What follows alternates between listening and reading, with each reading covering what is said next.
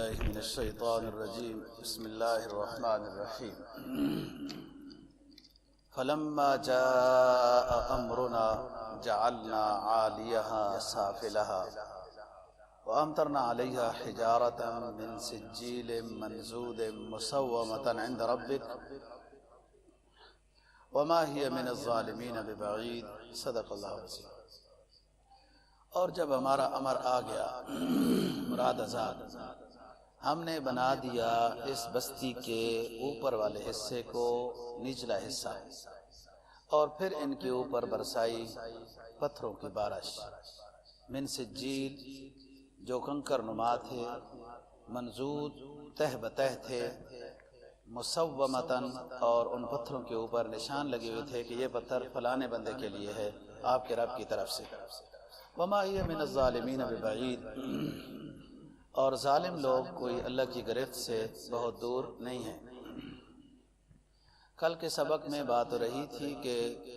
حضرت لوط علیہ السلام کے پاس فرشتے آئے اور انہوں نے آخر میں اپنا تعارف کرا دیا اور یہ بتایا کہ آپ رات کے آخری حصے میں اپنے ماننے والوں کو لے کے ساتھ چلے جائیں اور پیچھے مڑ کے نہیں دیکھنا، کیونکہ پھر وہ جو عذاب کے آثار ہیں وہ شروع ہو جائیں گے، چیخ و پکار وغیرہ، گڑگڑاہٹ، تو پیچھے مڑ کے نہیں دیکھنا ہے۔ الا امرأتک پر کل بات ہو رہی تھی، مگر آپ کی بیوی۔ اس بات پر مفسرین نے دو باتیں لکھی ہیں کہ ایک یہ ہے کہ اپنی بیوی کو ساتھ لے کے نہ جانا چونکہ وہ ان کے ساتھ ملی ہوئی ہے۔ بعض حضرات نے یہ لکھا ہے کہ نہیں، اپنی بیوی کو بے شک اپنے ساتھ لے جائیں،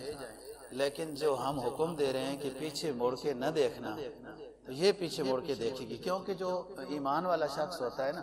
اسے اللہ تعالیٰ کی طرف سے حکم ہو جائے کہ آپ اس طرف سے چلے جائیں اور پیچھے مڑ کے نہ دیکھنا، عذاب آ جائے گا، تو ایمان والے شخص کو تو یقین ہے کہ اللہ فرما رہے ہیں تو عذاب آئے گا۔ لیکن جو ایمان میں تردد والا ہے، ایمان جس کا صحیح نہیں ہے، تو وہ شخص سمجھے گا کہ ویسے ڈرایا تو نہیں جا رہا، پیچھے مڑ کے دیکھتے تو ہیں، واقعتاً عذاب آ بھی رہا ہے یا ہمیں ویسے بستی سے نکال رہے ہیں۔ تو اکثر مفسرین نے یہ لکھا کہ ان کی اہلیہ جو ہے وہ ساتھ تھی، لیکن حکم یہ تھا کہ پیچھے مڑ کے نہیں دیکھنا، تو جیسے آواز شروع ہوئی عذاب کی تو پیچھے مڑ کے دیکھنے لگی کہ واقعتاً عذاب آ رہا ہے یا ویسے بادل ڈرا رہے ہیں، کہ ایک پتھر آیا اور اس کو لگا اور وہ وہیں ختم ہو گئی۔ الا امرأتک، قرآن نے صراحت کی ہے انہ مصیبھا ما اصابہم، اس کو وہی مصیبت پہنچی جو اور منکرین کو پہنچی ہے، اور بلا شبہ عذاب کا وقت جو ہے وہ صبح ہے۔ تو حضرت لوط علیہ السلام نے عرض کیا کہ حضرت یہ بہت گندے لوگ ہیں اور میں بہت تنگ ہو چکا ہوں، جلدی ہو جانا چاہیے۔ تو اللہ نے فرمایا کہ الیس الصبح بقریب، کیا صبح کا وقت قریب نہیں ہے؟ یہ حضرت لوط علیہ السلام کی بستی، یہ عراق سے بھی راستہ جاتا ہے، آج کل عمان کی طرف سے جاتا ہے، عمان سے اردن سے آگے یہ صدوم، اموریہ، زغر، ارد، 4 بستیاں تھیں جن کی طرف حضرت لوط علیہ السلام کو پیغمبر بنا کے بھیجا گیا ہے۔ واللہ عالم بالصواب، چونکہ پرانا صدیاں گزر گئی ہیں، یہ علاقے ہیں، ہمارے اسلام کو کئی سو سال، 1400 سال ہو گئے، تو یہ تو اس سے کہیں پہلے کے واقعہ ہے۔ یہ جو عمان سے اردن کی طرف جاتے ہیں، اردن کے تقریباً آدھا علاقہ اردن کی طرف ہے، پہلے تو یہ سارا ہی علاقہ یہ اردن کے قبضے میں تھا۔ سن 1967 میں جو غالباً ہمارے پاکستانی تاریخ کے لحاظ سے ایوب صاحب کا زمانہ تھا، 1967 میں جب اس وقت جو جنگ ہوئی تھی، تو اس وقت اسرائیل جو ہے کچھ اس علاقے کے اوپر، صدوم، ان بستیوں کے اوپر قابض ہو گیا تھا۔ عجیب اللہ کا نظام ہے کہ یہ بستیاں جس جگہ پہ آباد، وہ سطح زمین سے، جیسے میں نے کل کے سبق میں بتایا، بہت نیچے ہیں۔ جو مصری محقق یہ 19ویں صدی کے جو گزرے ہیں، عبد الوہاب نجار، بہت بڑے اچھے محقق ہیں، انہوں نے اپنی کتاب میں لکھا ہے کہ یہ بستیاں جو حضرت لوط علیہ السلام کی 4 بستیاں ہیں، جو اس وقت اس کا اکثر حصہ اردن کے پاس ہے، یہ 1300 فٹ سطح زمین سے نیچے ہیں، اور یہی وہ جگہ ہے کہ جہاں پر آج کل بحر میت کے نام سے وہ جگہ مشہور ہے۔ وہ لکھتے ہیں کہ پہلے یہ سمندر نہیں تھا، یہ سمندر بنا ہی حضرت لوط علیہ السلام کی ان بستیوں کے اوپر جو عذاب آیا تو اس عذاب کے نتیجے میں یہ سمندر وجود میں آ گیا۔ اور اس سمندر کا، جس کو بحر میت کہتے ہیں، آپ حضرات نے پڑھا ہوگا، یہ بحر میت جو ہے اس کا کسی سمندر کے ساتھ کوئی رابطہ نہیں ہے، یہ ایک چھوٹا سا سمندر ہے۔ بہرحال اس کو بحر میت کہتے ہیں، اگر جھیل کہا جائے تو بہتر ہے۔ یہ 51 میل چوڑا ہے اور لمبا ہے، اور تقریباً کوئی 10 11 12 میل یوں اس طریقے سے ہے، بحر میت کے نام سے مشہور ہے۔ بحر میت اس وجہ سے بھی مشہور ہے، عجیب اللہ کا نظام ہے کہ تمام سمندروں میں مچھلیاں بڑے اچھے انداز میں ان کی افزائش ہوتی ہے، پیداوار ہوتی ہے، وہ بڑھتی ہیں، لیکن اس سمندر میں کوئی چیز، مچھلی ہو یا کوئی بھی چیز، سمندر کے اندر زندہ نہیں رہتی، نہ ہے، اور اگر ڈال دی جائے تو اس سمندر میں وہ چیز مر جاتی ہے۔ ظاہری دنیا کے پیروکار تو یہ کہتے ہیں کہ چونکہ تمام سمندر کی جو نمکیات ہیں وہ تقریباً 6%، 5%، 7% تک سمندر میں مختلف نمکیات ہوتی ہے، تو اس وجہ سے ان کے اندر، ان سمندروں میں جانور مطلب زندہ رہتے ہیں، اور وہ پیداوار ان جانوروں کی ہوتی ہے کہ وہ ایک معتدل نمکیات ہیں جو مفید ہیں گویا صحت کے لیے۔ اس سمندر میں جو بحر میت کے نام سے ہے، اس سمندر کی نمکیات کی شرح فیصد 25 ہے، 25-26% گویا کہ اس میں نمکیات ہیں، اس وجہ سے کوئی چیز زندہ نہیں رہ سکتی۔ لیکن سوچنا تو اس سے پیچھے ہے نا کہ اس پوری دنیا سمندروں کے جال بچھا ہوا ہے سمندروں کا، تو سارے سمندر 6%، 5% تک نمکیات رکھتے ہیں، اور جیسے ان سے زیادہ نمک ہو جاتا ہے تو وہ بادل بن کے وہ اٹھ جاتے ہیں، وہ اسی پیمانے پر ہی وہ نمکیات رہتی ہیں اور جو حیات کے لیے گویا کہ مددگار ہے۔ اس سمندر میں کیوں زیادہ نمکیات ہیں؟ تو پیچھے سوچنا چاہیے نا کہ جس خالق نے اس سمندر کو اس طرح وجود بخشا ہے، آخر اس کی کوئی بات ہے۔ تو میں بتا رہا تھا کہ مصری محقق عبدالوہاب نجار جو ہیں وہ کہتے ہیں کہ بحر میت پہلے نہیں تھا، یہ بحر میت جب قوم لوط کے اوپر عذاب آیا، جو سدوم، عموریہ اور زغر، ازدر، یہ 4 بستیاں تھیں، ان پر جب عذاب آیا، اور عذاب کی شکل یہ تھی کہ حضرت جبرائیل علیہ السلام نے ان کی بستیوں کو اٹھایا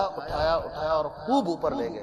اور پھر ان کے بستیوں کو الٹ دیا۔ جب واپس زمین پر دوبارہ اسی جگہ پہ مارا تو یہ زمین نیچے دب گئی، اور اس جگہ سے پھر سمندر ابل آیا، جس کو کہتے ہیں بحر میت، جو اس چند میلوں کے اوپر 351 مربع میل کے اوپر ایک جھیل ہے۔ بعض دفعہ سمندری سفر سے وہ ایک کٹی کٹائی سی جھیل نظر بھی آتی ہے جب قریب اردن کے وہ، یہ اس وقت اردن، اکثر حصہ اس کا حکومت اردن کے قبضے میں ہے، لیکن جو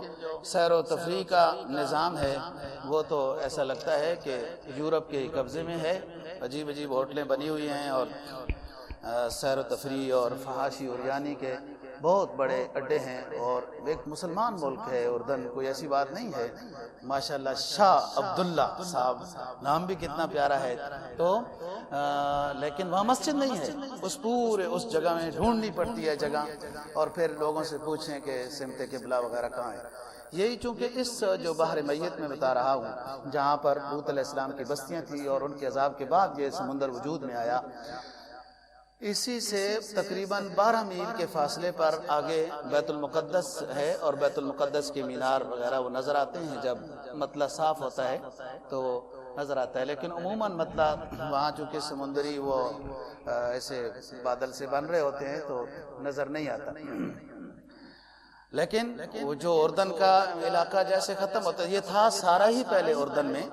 لیکن وہ سن 1967 میں 66-67 میں جو جنگ ہوئی، اس وقت یہ اسرائیل نے اس کے اوپر قبضہ کیا، اور وہاں امریکی فوج بھی اور دوسری فوجیں بھی، وہ جیسے بندہ وہاں اس طرف جانا چاہتا ہے تو وہ آگے سے ساری رکاوٹیں ہیں، اسرائیل کی طرف نہیں جا سکتا، لیکن مطلع صاف ہو تو بیت المقدس کے مینار نظر آتے ہیں۔ وہ جو مسلمانوں کو صرف اتنا پتہ دیتے ہیں کہ تم میں آج تک کوئی صلاح الدین ایوبی نہیں آیا کہ جو دوبارہ تمہارے قبلہ اول کو آزاد کرے۔ بس ہم پڑھنے پڑھانے کے غازی ہیں جو تاریخ کو پڑھ لیتے ہیں، بیان کر لیتے ہیں، ایسا مرد مجاہد حضرت عمر فاروق رضی اللہ تعالیٰ عنہ کے دور میں یہ آزاد ہوا نظام، پھر اس کے بعد ایک عرصہ دراز تک یہ آزادی رہی کہ بعد میں جب خلافت عثمانیہ ٹوٹی تو اس وقت یہ قابض ہوئے کہ سلطان صلاح الدین ایوبی نے اس علاقے کو آزاد کیا تھا، اور جب گیا اس کے بعد تو پھر یہی صورتحال ہے جو آپ دیکھ رہے ہو، اور ہم اپنے اپنے خطے کو بچانے کی فکر میں ہیں۔ عالم اسلام کے شاعر کی فکر اس وقت کے بادشاہوں کو نہیں ہے۔ اس کو بحر میت کہتے ہیں، سطح زمین سے 1300 فٹ نیچے ہے۔ جب آدمی اردن کے بارڈر میں داخل ہو کے اس علاقے کی طرف قریب جاتا ہے تو بورڈ لگا ہوا ہے کہ یہاں تک تو سطح زمین ٹھیک ہے، اور اس کے بعد جو علاقہ قوم لوط کا آ رہا ہے وہ سطح زمین سے یوں نیچے ہوتا جائے گا، اور نشان عبرت کے طور پر اس جگہ کو تو دیکھنا چاہیے تھا، لیکن آج تو یہ سمان تعیش بن چکا ہے اور فحاشی اور یعنی کا یہ علاقہ اور اڈا ہے۔ اس کو بحر میت کہتے ہیں۔ یہ حضرت لوط علیہ السلام کی بستی ہے۔ تو فرمایا فلما جاء امرنا جعلنا عالیہا سافلہا، جب ہم نے حکم دیا یعنی ہمارا عذاب آ گیا تو ہم نے اس بستی کو اٹھایا اور پھر اس کو نیچے مار دیا۔ یہ اسی سے یہ زمین نیچے ہو گئی جو آج تک نیچے ہے، بطور عبرت کے ہے۔ قرآن مجید نے دوسرے مقام پہ فرمایا کہ وَإِنَّهَا لَبِإِمَامٍ مُقِيمٍ، کہ یہ بالکل سیدھے راستے پر ہے، جو تم سفر کرتے ہو تو بطور عبرت کے ان جگہ کو دیکھو۔ دوسرے مقام نے فرمایا وَإِنَّهَا لَبِسَبِيلٍ مُقِيمٍ، سیدھے راستہ ہے۔ نظر آتا ہے کہ ان لوگوں کو کیوں عذاب ہوا تھا، ان میں غلطی کیا تھی۔ ایک تو یہ غلطی تھی کہ غیر فطر تھی، وہ ایک گناہ کے اندر مبتلا تھے، اسی غیر فطرتی گناہ کی وجہ سے انہیں عذاب بھی اسی طرح کا ہوا کہ نیچے سے بستی اٹھائی اور الٹ دیا اس کی بستی کو۔ کچھ لوگ ارد گرد بھاگ گئے تھے، انہیں عذاب کے آثار نظر آئے۔ یہ سارا پہاڑی علاقہ ہے سائڈوں میں، جیسے عمان سے بندہ شروع ہوتا ہے، پورا اردن اور آگے سب پہاڑی علاقہ ہے۔ تو یہ پہاڑوں کے ارد گرد جو وادیاں ہوتی ہیں، کچھ لوگ بھاگ گئے تھے۔ واللہ عالم بالصواب۔ اللہ کا جب عذاب آئے تو اس کا مقابلہ کون کر سکتا ہے؟ وہ پتھر فضاؤں میں پھرتے رہے۔ قرآن مجید نے کہا نا وَأَمْطَرْنَا عَلَيْهَا حِجَارَةً مِّن سِجِّيلٍ مَّنْضُودٍ مُّصَوَّمَةً عِندَ رَبِّكَ، ہم نے ان کے اوپر پتھروں کی بارش برسائی جو کنکر نما تھے، تہ بتہ تھے، ایک پتھر دوسرا پتھر تیسرا پتھر، مصومتاً عند ربک، آپ کے رب کی طرف سے ان پتھروں کے اوپر نام لکھے ہوئے تھے، نشان لگائے تھے، یہ پتھر فلاں آدمی کے عذاب کے لیے طے کیا گیا ہے، یہ پتھر فلاں بن فلاں آدمی کے عذاب کے لیے طے کیا گیا ہے۔ تو وہ بندے تو بھاگے اور ارد گرد جو وادیوں میں، پہاڑ کی وادیوں میں چھپنے کی انہوں نے کوشش کی۔ تو مفسرین لکھتے ہیں کہ وہ پتھر کہ انہیں اپنا بندہ نہیں ملا جس بندے کے لیے یہ پتھر مقرر تھے، تو پتھر فضا میں یوں پھرتے رہے، ڈھونڈتے رہے اس اپنے خاص بندے کو، جیسے وہ جہاں ملا تو وہ پتھر اس کو وہاں لگا ہے اور وہ وہیں ہلاک ہوا۔ وَأَمْطَرْنَا عَلَيْهَا حِجَارَةً مِّن سِجِّيلٍ، اردن کے پاس یہ جگہ میں بتا رہا ہوں، اور وہ اصحاب کہف والی جو غار ہے اور اس کا جو نظام ہے وہ بھی اردن کے پاس ہی ہے۔ جو یہ سیاح ایک زیارت کا ویزا لگتا ہے پاکستان میں زیارات کا، اس میں کچھ یہ عرب ملک ہیں جس میں اردن بھی داخل ہے وغیرہ، یہ لگتے ہیں۔ ایک زیارت کا ویزا ہوتا ہے جو دہلی کی طرف جاتا ہے، اور جو ایک زیارت کا ویزا ہوتا ہے جو حج عمرے والا ہے۔ تو کبھی اس ویزے کی طرف بھی فکر کرنی چاہیے۔ یہ نشان عبرت ہیں، انسان دیکھے، اور اس سے جو ہم نے پڑھا ہے یہ ایمان بالمشاہدہ ہوتا ہے کہ وہ جگہیں جن کے اوپر وہ عذاب آیا اور ان کی وہ نشاندہی۔ اور عجیب اتفاق کی بات ہے، واللہ اعلم بالصواب، ایک بڑے محترم اچھے یعنی کہ باصلاحیت ثقہ نیک آدمی ہیں، وہ جب اس سسٹم میں گئے تو کہہ رہے تھے کہ ہم اردن کے بارڈر پہ جب گئے تو وہاں پر فوج نے یہ بتایا کہ جس نام کے ساتھ اللہ آتا ہے وہ شخص اردن میں نہیں آ سکتا۔ ذکا اللہ، نکا اللہ، عبداللہ، اس طریقے سے جن کے نام ہیں جس کے ساتھ اللہ کا لفظ آتا ہے اس کے لیے ویزا نہیں ہے۔ لوگوں نے کہا بھائی یہاں تو بادشاہ سلامت کا نام ہی عبداللہ ہے، اب بھی وہی عبداللہ ہے، پرانی بات نہیں ہے۔ کہاں وہ بادشاہ ہے، اس کی جیسے مرضی ہے، جنگل کا بادشاہ ہے، شیر جیسے مرضی بچے دے انڈے دے جہاں مرضی، وہ تو بادشاہ ہے، وہ اپنا نام عبداللہ رکھے جو بھی رکھے، لیکن ہمیں حکم یہ ہے کہ مسلمان زیارت کے لیے اردن میں آ سکتے ہیں، جس مسلمان کے نام کے ساتھ اللہ ہے وہ نہیں آ سکتا، وہ ہمارے لیے خطرہ ہے۔ عجیب بات ہے، اور سمجھا کے وہ نہیں سمجھتے ہیں۔ واللہ اعلم، عقیدے تو آج کل اس طریقے سے ہیں نا، بادشاہوں کے عقیدے تو کمزور ہی ہیں، اللہ ماشاءاللہ۔ کسی نجومی یا کسی سے پوچھا ہوگا، کسی نے بتایا ہوگا کہ تمہاری حکومت کے زوال کا سبب وہ شخص بنے گا جس کے نام کے ساتھ اللہ ہوگا، بس اسی کے پیچھے۔ جیسے قابوس کو کسی نے کہا تھا، یہ جو موجودہ عمان کا ہے، کہ تمہارا بچہ تمہیں قتل کرے گا، کسی نجومی نے، نجومیوں کا کیا، حدیث میں آتا ہے کوئی شخص نجومی کے پاس گیا، اس سے کوئی بات پوچھی، 40 دن تک اس کی عبادت قبول نہیں ہوگی۔ اس کی بات پر عمل کرنا تو دائرہ اسلام سے خارج ہونے کا خطرہ ہے۔ صرف جیسے ساتھی نا مل جل کے چلو یار اس سے پوچھ ہی لیتے ہیں، دیکھ ہی لیتے ہیں، چیک ہی کرتے ہیں یہ نجومی کیا کہتا ہے، یہ لکیروں کا فقیر جو بیٹھے ہیں حساب کتاب بتاتے ہیں، قسمت آزماتے ہیں۔ صرف کوئی اس شخص کے پاس گیا اور اس سے بات پوچھی، 40 دن تک عبادت قبول نہیں ہے، اور اگر کسی نے اس کے اوپر عمل کیا تو وہ تو اور خطرہ ہے کہ وہ اپنے عقیدے کے لحاظ سے، تو اس کو کسی نے کہا کہ تمہارا بیٹا پیدا ہوگا اور وہ تمہیں قتل کرے گا، تمہاری حکومت کے زوال کا سبب بنے گا، موجودہ قابوس صاحب عمان کا بادشاہ۔ تو اس نے شادی چھوڑ دی، شادی ہی نہیں کرتے ہیں، بچہ ہی نہیں پیدا ہوگا، ہمیں قتل ہی نہیں کرے گا، ہماری حکومت ہی ختم نہیں ہوگی۔ وہ اللہ کے بندے، موت تو آئے گی، یہ کس چیز کا مقابلہ کریں گے؟ تو میں بات کر رہا ہوں، قوم لوط کی بستی کو اس طریقے سے ختم کیا، اور فرمایا کہ جو شخص بھی یوں گناہگار ہو ہماری گرفت سے دور نہیں ہے۔ اللہ دین کی سمجھ نصیب